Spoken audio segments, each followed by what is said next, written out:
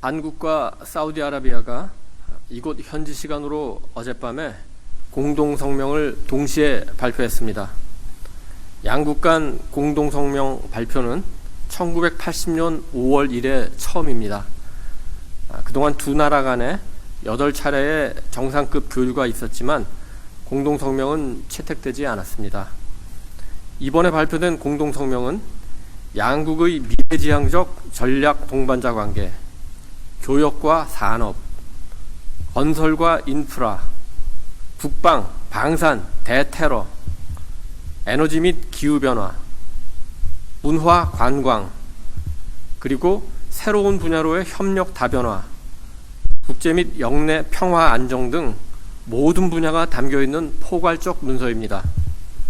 성명 문화는 균형이 잘 잡혀있고 한반도 문제 등에 대해서 우리의 입장이 충실하게 반영되어 있습니다. 특히 이스라엘 팔레스타인 사태 등 중동 지역 현안이 성명에 포함된 것은 사우디 측으로서는 이례적인 일로 평가되고 있습니다.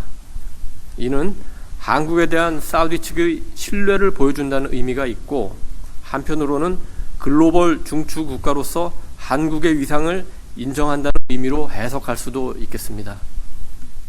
대통령은 어제 한 사우디 건설협력 50주년 기념식에 참석하는 기회에 네옴 전시관을 방문했습니다.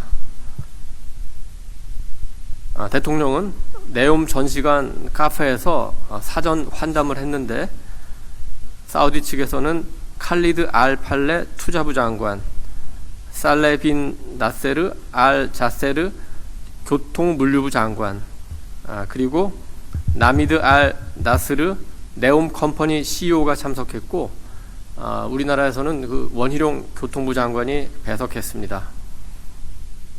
사우디 측은 라인시티를 비롯한 네옴시티의 투자 방향, 일정, 규모 등을 설명했는데, 개력적으로 보면 벨기에 크기 정도의 그 사우디 네옴 지역에 라인, 옥사곤, 트라우제나 등 새로운 신도시를 650조 원을 투입해 건설한다는 내용입니다. 그 가운데서도 세계적으로 그 관심을 끌고 있는 라인시티는 높이 500m, 폭 200m, 길이 170km의 그 신도시를 짓는 건데, 이거는 쉽게 설명하면은 잠실 롯데타워를 서울부터 대전까지 이어서 짓는다, 이렇게 설명하면 이해가 쉬울 것 같습니다. 대통령은 그 설명을 듣고 인공위성에서 만리장성이 보인다고 하는데 라인시티가 들어선다면 더 잘 보일 것 같다면서, 이는 사우디뿐만 아니라 세계적인 프로젝트이고 이런 프로젝트가 현실화되는 것을 보고 싶다, 이렇게 얘기했습니다. 네옴 컴퍼니 CEO는 많은 나라 기업들이 네옴시티 프로젝트에 참여하고 있는데 한국의 기업들이 가장 두각을 나타낸다, 이렇게 평가를 했습니다. 이어서 대화는 자연스럽게 한국의 경제 발전 과정으로 이어졌는데, 대통령은 우리가 건설, 자동차, 석유화학, 반도체 등으로 이렇게 성장을 하는 과정에 키스트, 한국과학기술연구원, 그리고 카이스트, 한국과학기술원 등 이런 연구기관이 굉장히 중요한 역할을 했다고 설명을 했습니다. 그러자 그 사우디의 투자부 장관이 카이스트를 만드는 과정에서 MIT에서 모셔온 서남표 총장이 큰 역할을 했다고 들었다, 이렇게 얘기를 했습니다. 그걸 들은 원희룡 장관이 아니 사우디에서 어떻게 그런 것까지 아느냐, 이렇게 반문을 하니까 투자부 장관은 제가 매일 한국의 경제 발전을 연구하고 한국 얘기를 하니까 제 이름이 칼리드 알 팔레인데 사람들은 저를 칼리드 알 꼬레라고 부른다, 이렇게 얘기했습니다. 사우디의 이름은 칼리드 알 팔레, 이러면은 팔레 집안의 그 칼리드, 이런 식으로 저희가 이해하면 되는데, 그러니까 칼리드 알 팔레가 아니라 꼬레, 한국의 칼리드다, 이런 식으로 얘기를 한 겁니다.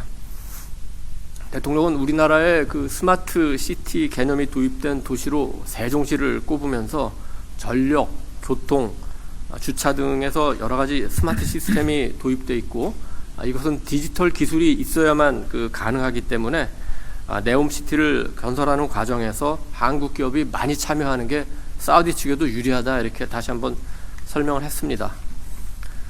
대통령은 이어서 전시관을 관람했습니다. 전시관에 라인시티를 축소한 모형을 선보였는데 170km에 이르는 가운데 일부가 단절된 구간이 있었습니다. 그래서 대통령께서 왜 이 구간은 단절되어 있느냐고 물었더니 사우디 측에서 이 부분은 산악지역이어서 터널을 건설해야 됩니다, 이렇게 설명을 했습니다. 그래서 대통령이 곧바로 한국은 산악이 많기 때문에 산악의 터널을 뚫는 것은 한국 기업들이 세계 최고다, 이렇게 말을 했습니다. 그러자 사우디 투자부 장관은 대통령께서는 한국 기업을 세일즈하는데 단 1초도 낭비하지 않는 것 같습니다, 이렇게 얘기해서 주위에 있던 사우디 한국 관계자들이 함께 웃음을 터뜨리기도 했습니다. 어제 동행 경제인 만찬이 있었는데 따로 어제 서면 자료는 내지 않고 우리 풀기자들이 풀기사를 제공을 했습니다. 거기에 이제 담겨 있지 않은 내용을 제가 추가로 몇 가지만 설명을 드리겠습니다. 어제 대통령이 앉은 헤드 테이블에는 대기업 회장들이 아니라 사우디와 중동 지역에서 사업을 일으키고 사업을 하고 있는 중소기업, 스타트업 대표들이 함께 자리를 했습니다.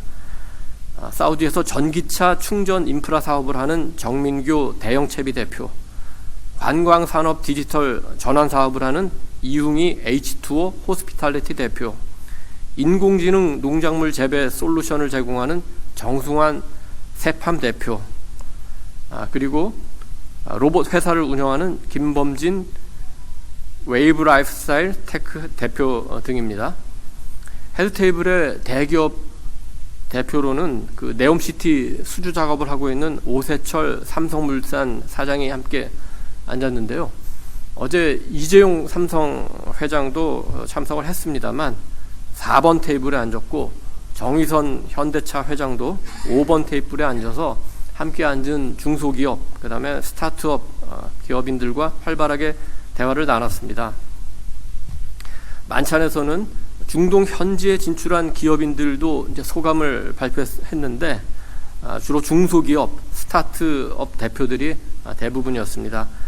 드론으로 공사 현장 안전을 관리하는 기업, 그 다음에 여행을 금융과 AI로 통합하는 플랫폼을 만드는 기업, 이런 기업의 대표들이 현지에서 사업을 하면서 느낀 여러 가지 소감을 얘기했습니다.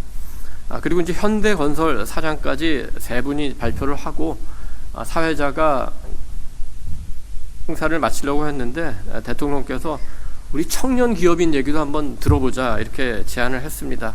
그때 1989년생으로 한류 콘텐츠 사업을 하는 청년 기업인이 손을 번쩍 들었습니다. 사회자가 발언을 하라고 지목을 하자 이 기업인은 정부가 여러 가지 기회를 열어주셔서 감사한다면서 청년 기업들의 도전을 잘 지켜봐 달라, 이렇게 포부를 밝히기도 했습니다.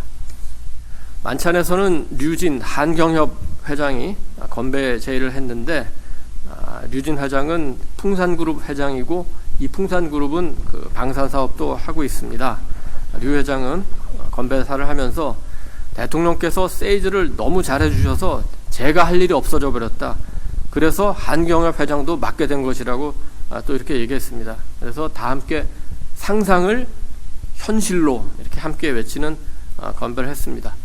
대통령은 오늘 행사 분위기가 아주 좋은 것 같다, 이렇게 화기애애한데 그 이유는 경험이 많은 대기업과 중견기업, 그리고 새로 도전하는 중소기업, 그리고 청년들이 나선 스타트업이 다 함께 모였기 때문인 것 같다, 이렇게 얘기하면서 앞으로 국내외에서 이런 자리를 많이 만들어서 여러분들이 함께 소통하고 또 소통하면서 배울 수 있도록 하겠다, 이렇게 다짐을 했습니다.